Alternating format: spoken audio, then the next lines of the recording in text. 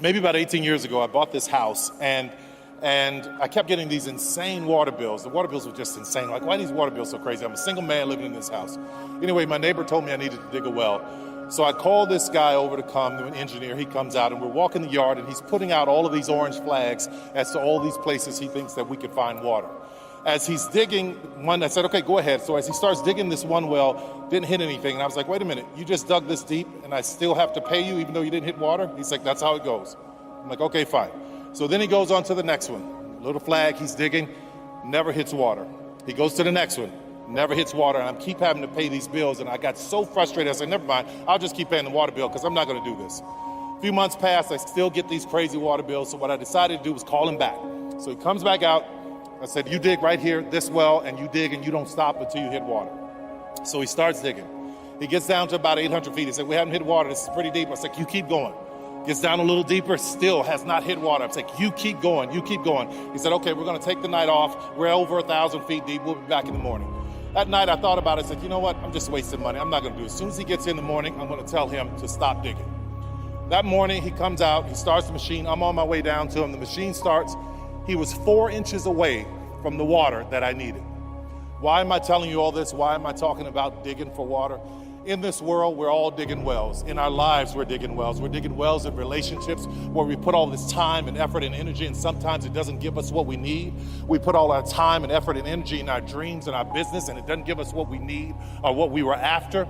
But if you just keep digging, my God, if you could just hear me right now, just keep digging. You may be 4 inches away from every gift and every blessing that you've ever wanted in your life. Had I given up when I was homeless, when I was sleeping in my car, when I was hungry, had I given up, these people that you see on this screen right now would not be a part of my dream.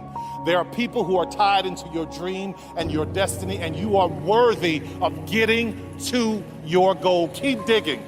Don't stop.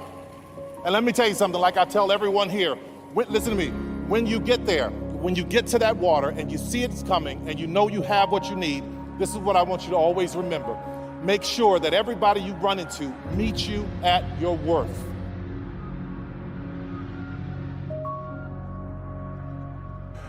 When I was about 19 years old, I left home and my grandmother, she gave me a quilt that she had made.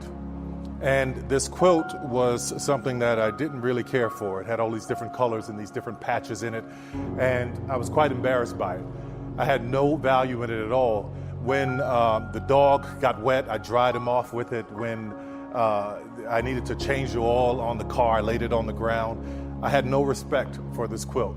Many years later, as I was walking past one of those fancy antique stores that I could finally go in and shop, I saw in the window a quilt that looked just like the one that she had given me. And as I'm in the store wondering where that quilt was, there was an attendant who walked up to me and said, let me tell you about this quilt. It was made by an African-American woman who was a former slave, and each patch in the quilt she had put in represented a part of her life. One part was from a dress that she was wearing when she found out that she was free. Another part was from her wedding dress when she jumped the broom. And as I was hearing this story, I became so embarrassed. Here I was, a person who prides myself on celebrating our heritage, our culture, and I didn't even recognize the value in my grandmother's quilt. I dismissed her work and her story because it didn't look like what I thought it should. Now, whether we know it or not, we are all sewing our own quilts with our thoughts, our behaviors, our experiences, and our memories. Like in my own quilt, one of my memories when I was about 10 years old, I remember my father standing at the door, and I was wondering why he stood there so long. He was frustrated and he walked away, and I asked my mother what was going on. She said he had worked all week and he was waiting for the man to come and pay him, and he never did. They needed the money at the time. And I tell you, she was so frustrated, she turned to me and she said, don't you ever stand by a door waiting for white folks to do nothing for you. Now you gotta understand, my mother wasn't a racist, but in her quilt, she couldn't imagine a world where her son was not waiting by the door for someone. In her quilt, she couldn't imagine me actually building my own door and holding that door open for thousands of people. In my mother's quilt, she couldn't imagine me owning land that was once a Confederate Army base, where Confederate soldiers plotted and planned on how to keep blacks enslaved. And now, on that very land, black people, white people, gay, straight, lesbian, transgender, ex-cons, Latin, Asian, all of us come together, working, all coming together to add patches to a quilt that is as diverse as it can be, diversity at its best. I stand here tonight to say thank you to all of the people who are celebrating and know the value of every patch and every story and every color that makes up this quilt that is our business, this quilt that is our lives, this quilt that is America.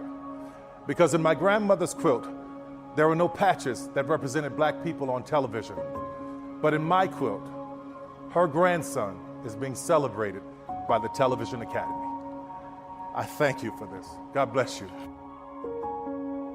You know, when I set out to help someone, it is my intention to do just that. I'm not trying to do anything other than meet somebody at their humanity. Like, case in point, this one time, I remember maybe it was about 17 years ago, I rented this building and we were using it for production. And I was walking to my car one day and I see this woman coming up out of the corner of my eye and I say, she's homeless, let me give her some money. Judgment. I wish I had time to talk about judgment. Anyway, I reach in my pocket and I'm about to give her the money. She says, "Excuse me, sir, do you have any shoes?" It stopped me cold because I remember being homeless and having one pair of shoes and they were bent over at the heels. So I was like, yeah. So I took her into the studio. She was hesitant to go in, but we went in, we go to wardrobe and there are all these boxes and everything around the walls and fabrics and racks of clothes. So we ended up having to stand in the middle of the floor. So as we're standing there, wardrobe, we find some shoes, we help her put them on. I stand up, I'm waiting for her to look up. And all this time she's looking down. She finally looks up, she's got tears in her eyes. She said, "Thank you, Jesus, my feet are off the ground." In that moment, I recall her saying to me, "I thought you would hate me for asking." I'm like, how can I hate you when I used to be you? How can I hate you when I had a mother who grew up in a Jim Crow South in Louisiana, rural Louisiana, right across the border from Mississippi, who at 9 or 10 years old was grieving the death of Emmett Till. As she got a little bit older, she was grieving the death of the civil rights boys and the little girls who were in the bombing in Alabama. She grieved all these years. And I remember being a little boy and coming home, and she was at home, like, "What are you doing at home? You're supposed to be at work." She was in tears that day. She said there was a bomb threat, and she couldn't believe that someone wanted to blow up this place where she worked, where she took care of all these toddlers. It was the Jewish Community Center. My mother taught me to refuse hate. She taught me to refuse blanket judgment. And in this time, and with all of the internet and social media and algorithms and everything that wants us to think a certain way, the 24-hour news cycle, it is my hope that all of us would teach our kids, and not only to remember, just refuse hate. Don't hate anybody. I refuse to hate someone because they are Mexican or because they are black or white or LBGTQ. I refuse to hate someone because they are a police officer. I refuse to hate someone because they are Asian. I would hope that we would refuse hate. And I want to take this Jean Herschel Humanitarian Award and dedicate it to anyone who wants to stand in the middle. No matter what's around the walls, stand in the middle, because that's where healing happens. That's where conversation happens. That's where change happens. It happens in the middle.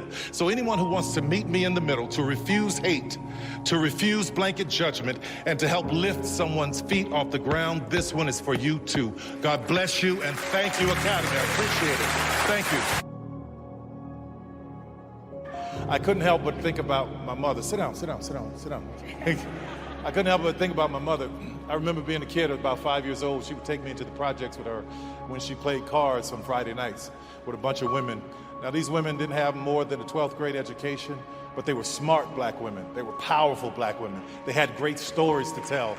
And I was a 5-year-old kid sitting there on the floor playing with my Matchbox cars, listening to them talk about their men, their relationships, and their pains. And when one of them would get really sad, another woman would come in and make a joke, and they'd all start laughing. I didn't know I was in a master class for my life. I would get home, and my father would be beating my mother and doing all kinds of things and saying all kinds of stuff to her, and he would leave the room, and I'd walk in, and I'd imitate one of those women, and she would start laughing. There was a power in that I didn't really get. until I got older. I remember being about 11, 12 years old on my way to my new school, and I got to this intersection. I had to walk past pimps, prostitutes, literally walk through a graveyard, get to this intersection, 6-lane intersection, and there was a man standing there saying, "Will someone help me cross? Will someone help me cross?" And there were all of these people that kept passing by him and passing by him. I said, "I'll help you cross." So he told me he was going to my school and he was going to sell candy there. That's how he made his living. So I helped him cross the street to get there. We became good friends. His name was Mr. Butler. That moment reminded me of my mother, bringing her out of pain into laughter to help her cross. My first 10 movies were all about her subconsciously, wanting her to know that she was worthy, wanting black women to know you're worthy, you're special, you're powerful, you're amazing. All of that was about helping her cross. When I started hiring people like Taraji and Viola Davis and Idris Elba, they couldn't get jobs in this town, but God blessed me to be in a position to be able to hire them. I was trying to help somebody cross. When I built my studio, I built it in a neighborhood that is one of the poorest black neighborhoods in Atlanta, so the young black kids can see that a black man did that and they can do it too. I was trying to help somebody cross. The studio was once a Confederate Army base, and I want you to hear this, which meant that there was Confederate soldiers on that base plotting and planning on how to keep 3.9 million Negroes enslaved. Now that land is owned by one Negro.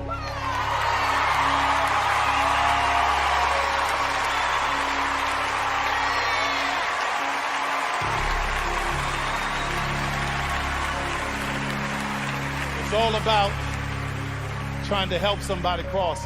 While everybody was fighting for a seat at the table, talking about Oscar so white, I said, y'all go ahead and do that. But while you fighting for a seat at the table, I'll be down in Atlanta building my own. Because what I know for sure is that if I could just build this table, God would prepare it for me in the presence of my enemies.